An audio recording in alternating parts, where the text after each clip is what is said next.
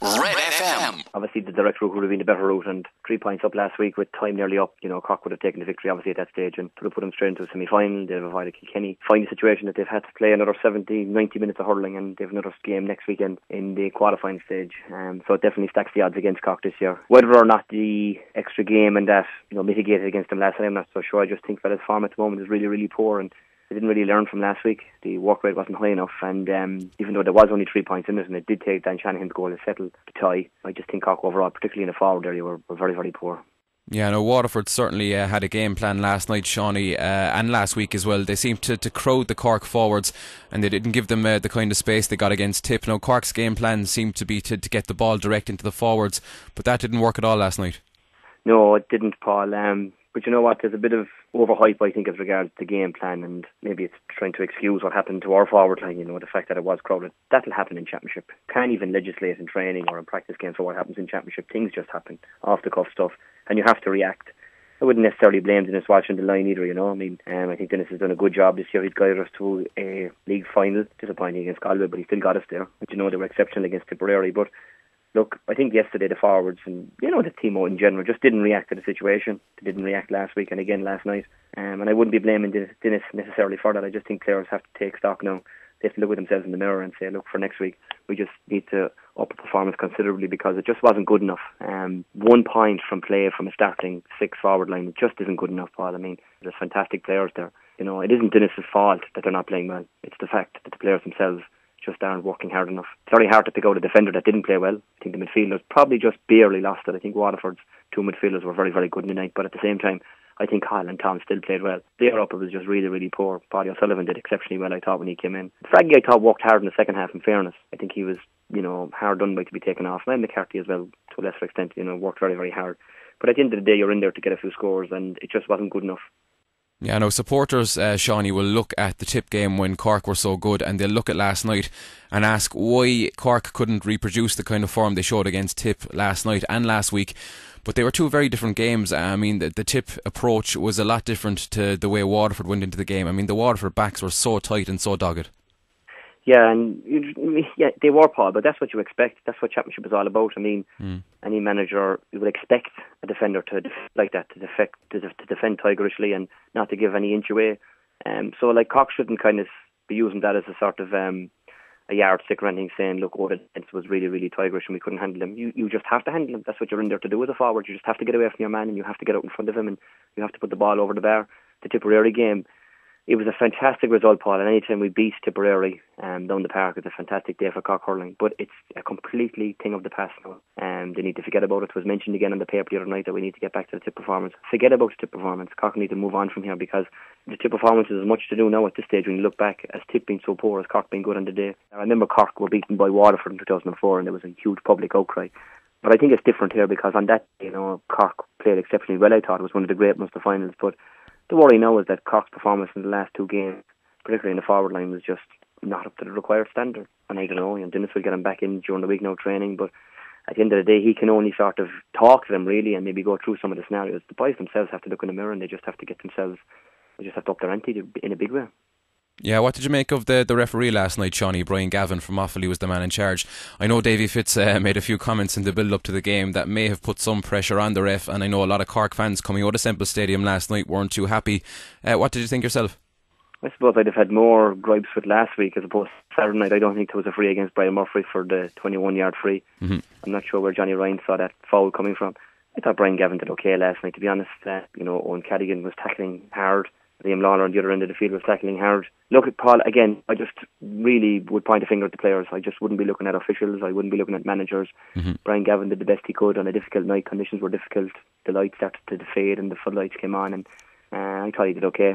I certainly don't think Cork were beaten because of Brian Gavin. Cork were beaten because they just didn't perform. Yeah, and Cork went into last night as well, Seanie, without Sean Ogue and Jerry O'Connor. They lost Ronan Kern and Shane O'Neill as well, and we just don't seem to have the strength and depth to cope with those losses, and that's obviously a huge factor as well. Well, it is, Paul. It's easy to be, you can be overcritical. Yeah, they're 4 huge players. Sean Ogue and Jerry are, 2 fantastic hurlers, and they've been around for a long time now for Cork and always performed brilliantly. And Shane O'Neill is a relatively new kid in the block. I think this is his 3rd season, but he's proven in those 3 years that he's got a huge career ahead of him with Cork. He's an exceptional defender. and Ronan Curran is obviously up there, one of the great centre-backs that Cork has ever produced also. So they're huge players to lose before the game and during a game. But again, I suppose you're right, the worry really is that the replacements, while they are good hurlers and they're fantastic club players in the Cork scene, we probably don't have players coming through that are of the nature or the ability of those four lads. But look, without harping on the whole performance of the players, I still don't think that was the reason that Cork lost. I mean, you could look at the Waterford scenario. I mean, the best player I've seen and played against and played with in Railway Cup hurling has been Ken McGrath, and Ken McGrath has got very little game time with Waterford. So, Waterford will have their own argument below that they're missing some key players. I suppose we were missing four major players last night, all right, but at the end of the day, I don't think it was the reason that Cork lost. I just think that Cork forwards just are so low in confidence at the moment that they're in front of the post at this stage and they can't put the ball over the bar. They had a chance towards the end, and players were topping shots and the decision making was poor, and fellas were getting away from their man at times, and just the striking just wasn't good enough. So the four players were a loss without a doubt, especially Curran when he couldn't come out for extra time. Tom Kenny had to go back centre back.